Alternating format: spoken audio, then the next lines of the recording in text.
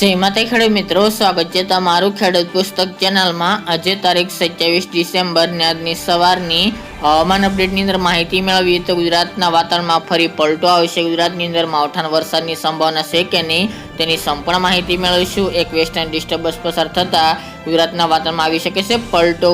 આ સાથે જ ઠંડી, તાપમાન કેવું રહી શકે છે, સાથોસાથ પવન અને ઝાકળની પણ માહિતી આપણે આ વિડીયોની અંદર મેળવીશું। ચેનલમાં નવા હોય તો ચેનલને સબસ્ક્રાઇબ કરી દેજો અને વિડીયોને લાઈક આપીને શેર કરી દેજો। ગુજરાતના વાતાવરણમાં ગઈકાલથી પલટો જોવા મળી રહી છે। અમુક વિસ્તારની અંદર ઘાટા વાદળો જોવા મળી રહ્યા છે।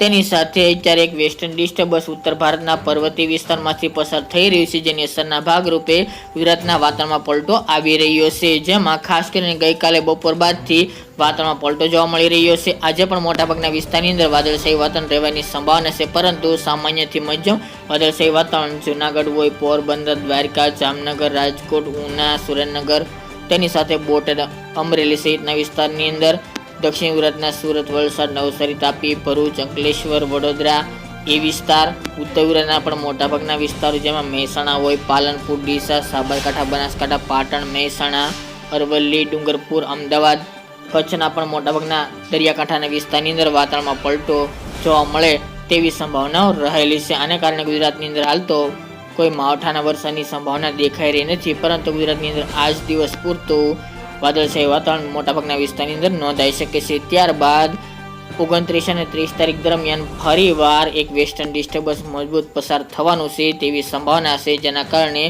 ઉત્તર ભારતના પર્વતીય વિસ્તારની અંદર ભારે હિમવર્ષાની સાથે સાથે ઉત્તર ભારતના રાજ્યોની અંદર વરસાદની સંભાવના છે। IMD જે ભારતીય હવામાન વિભાગ છે તેણે આગાહી કરતા જણાવ્યું છે કે ઉત્તર ભારતના મોટાભાગના વિસ્તાર જેમાં જમ્મુ કાશ્મીર હોય, લેહ લદ્દાખ, પંજાબ, હરિયાણા, રાજસ્થાન, તેની સાથે મધ્યપ્રદેશ અને એ તમામ રાજ્યોની અંદર ફરીવાર માવઠાનો માર જોવા મળે તેવી સંભાવના છે, જેના કારણે રાજસ્થાન અને મધ્યપ્રદેશના મોટાભાગના વિસ્તારની અંદર વરસાદની સંભાવના દેખાઈ રહી છે, જેથી ગુજરાતની અંદર પણ વાતાવરણમાં પલટો આવી શકે છે 30 તારીખ દરમિયાનથી તેવી સંભાવનાઓ દેખાઈ રહી છે।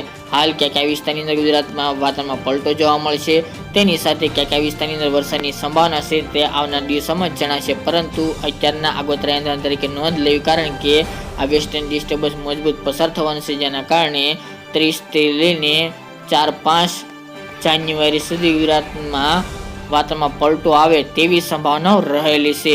હાલ તો કોઈ ચોક્કસ માહિતી નથી, પરંતુ અત્યારે વેધર મોડલ જણાવી રહ્યા છે તે પ્રમાણે ક્યાં વિસ્તારની અંદર વરસાદ નોંધાશે, ક્યાં વિસ્તારની અંદર વાતાવરણમાં પલટો જોવા મળશે તે આવનાર દિવસોમાં જણાશે। ખાસ કરીને વધુ શક્યતા ઉત્તર ભારતના પર્વતીય વિસ્તાર, તેની સાથે રાજસ્થાન, મધ્યપ્રદેશ એ વિસ્તારની અંદર વરસાદની સંભાવના છે, જેને કારણે ઉત્તરના એટલે કે ઉત્તર ગુજરાતના જિલ્લાઓ તેમજ પૂર્વ ગુજરાતના જિલ્લાઓની અંદર આની અસર અવશ્ય જોવા મળે તેવું હાલ તો અનુમાન જોવા મળી રહ્યું છે।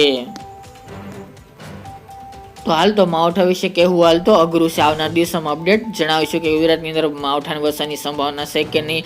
અત્યારે પૂરતી 30 થી લઈને 2 જાન્યુઆરી સુધી ગુજરાતના વાતાવરણમાં પલટો આવે તેવી સંભાવનાઓ દેખાઈ રહી છે। તેમાં પણ જે અપડેટ આવશે તે આવનાર દિવસોમાં જણાવીશું। મિત્રો, ઝાકળ અને પવનની વાત કરવા જઈએ તો અત્યારે ઉત્તર પૂર્વના અને ઉત્તરના પવનો ચાલી રહ્યા છે, નોર્મલ સ્પીડ ચાલે તેવી સંભાવના છે આવનારા 7 દિવસ। આ સાથોસાથ હવે ગુજરાતની અંદર હિમવર્ષા પણ જોવા મળી રહી છે, એટલે કે ઝાકળ વરસાદ વહેલી સવારે પડી રહ્યો છે। આ સાથોસાથ ધુમ્મસભર્યું વાતાવરણ પણ ગુજરાતના મોટાભાગના વિસ્તારની અંદર જોવા મળશે। અત્યારે ખાસ કરીને ઉત્તર ભારતના વિસ્તારની અંદર તેમજ ઉત્તર ભારતના રાજ્યો રાજસ્થાન હોય, દિલ્હી, હરિયાણા સહિત પંજાબ સહિતના વિસ્તારની અંદર ગાઢ ધુમ્મસ પણ જોવા મળી રહી છે, જેના અનુસંધાને ગુજરાતમાં વહેલી સવારે ધુમ્મસભર્યું વાતાવરણ જોવા મળી રહ્યું છે। બપોર સુધી ધુમ્મસ જોવા મળી રહી છે અમુક વિસ્તારની અંદર, જેમાં ઝાકળ વરસાદ સૌરાષ્ટ્ર, ઉત્તર ગુજરાત અને કચ્છમાં જોવા મળે તેવી પણ હાલ તો સંભાવના રહેલી છે। હવે મિત્રો, તાપમાનની વાત કરીએ તો તાપમાન અને ઠંડીની જેમની અંદર મિત્રો વાત કરીએ તો ઠંડીની શરૂઆત 1 જાન્યુઆરીથી જોવા મળે તેવી સંભાવના છે। જાન્યુઆરી મહિના દરમિયાન કડકડતી ઠંડી જોવા મળી શકે છે, કારણ કે 30 તારીખ દરમિયાન એક વેસ્ટર્ન ડિસ્ટર્બન્સ મજબૂત પસાર થવાનું છે ઉત્તર ભારતના પર્વતીય વિસ્તારની અંદર, ખાસ કરીને હિમવર્ષા સાથોસાથ માવઠાની સંભાવના છે તે થશે। ત્યારબાદ ગુજરાતની અંદર ઠંડીમાં વધારો થાય અને તાપમાન ધીરે ધીરે નીચે આવે તેવી સંભાવના રહેલી છે। અત્યારે ખાસ કરીને વાત કરવા જઈએ તો સૌથી નીચું તાપમાન નલિયામાં 11.5 ડિગ્રી સેલ્સિયસ સુધી નોંધાયું હતું। તે સિવાય ઉત્તર ગુજરાતમાં પણ તાપમાન 15 ડિગ્રી કરતાં પણ નીચું ચાલી રહ્યું છે. સૌરાષ્ટ્ર અને દક્ષિણ ગુજરાત અને મધ્ય પૂર્વ વિસ્તારની અંદર તાપમાન હાલ તો નોર્મલ સ્પીડે જોવા મળી રહી છે, એટલે કે 15 થી લઈને 17 તેમજ કોઈક વિસ્તારની અંદર 15 ડિગ્રી કરતાં પણ નીચું તાપમાન સૌરાષ્ટ્રની અંદર અમુક સેન્ટરોની અંદર નોંધાઈ રહ્યું છે. આજે પણ સાંજ દરમિયાન તાપમાન નોર્મલ જોવા મળે, એટલે કે રાત્રિનું લઘુત્તમ તાપમાન નોર્મલ ચાલે તેવી સંભાવના રહેલી છે. જેમાં ઉત્તર ગુજરાતના વિસ્તારની અંદર જેમાં સાબરકાંઠા, બનાસકાંઠા, પાટણ, મહેસાણા સહિતના વિસ્તારની અંદર 15 થી લઈને 20 ડિગ્રી વચ્ચે તાપમાન ચાલી શકે છે. તેમજ બોર્ડર રાજસ્થાન બોર્ડર લાગુ વિસ્તારની અંદર 15 ડિગ્રી કરતાં પણ નીચું તાપમાન રહી શકે છે. સૌરાષ્ટ્ર, કચ્છ અને ઉત્તર મધ્ય પૂર્વ વિસ્તારની અંદર પણ 15 ડિગ્રીથી લઈને 20 ડિગ્રી વચ્ચે ચાલશે. જ્યારે નલિયા આજુબાજુ અને ઉત્તરના થરાદ, ડીસા સહિતના વિસ્તારની અંદર તાપમાન 10 થી લઈને 13 ડિગ્રી વચ્ચે ચાલે તેવી સંભાવના હાલ તો જોવા મળી રહી છે. બપોરનું તાપમાન પણ મિત્રો ખાસ કરીને નોર્મલથી વધારે જોવા મળી રહી છે. અત્યારે ફરીવાર તાપમાનમાં વધઘટ સાથે જોવા મળી રહ્યું છે. અત્યારનું તાપમાન ખાસ કરીને આજે બપોર દરમિયાન 31 ડિગ્રી સેલ્સિયસ સુધી અમુક સેન્ટરની અંદર જોવા મળશે. કચ્છ અને ઉત્તર ગુજરાતના વિસ્તારની અંદર 28-29 ડિગ્રી તાપમાન ચાલે તેવી હાલ તો સંભાવના રહેલી છે. તો મિત્રો આ રીતે ઠંડીમાં વધારો 1 જાન્યુઆરીથી નોંધાય તેવી સંભાવના છે. તો મિત્રો આ અત્યારની વહેલી સવારની અપડેટ, ફરી એક નવા વિડીયો સાથે મળીશું.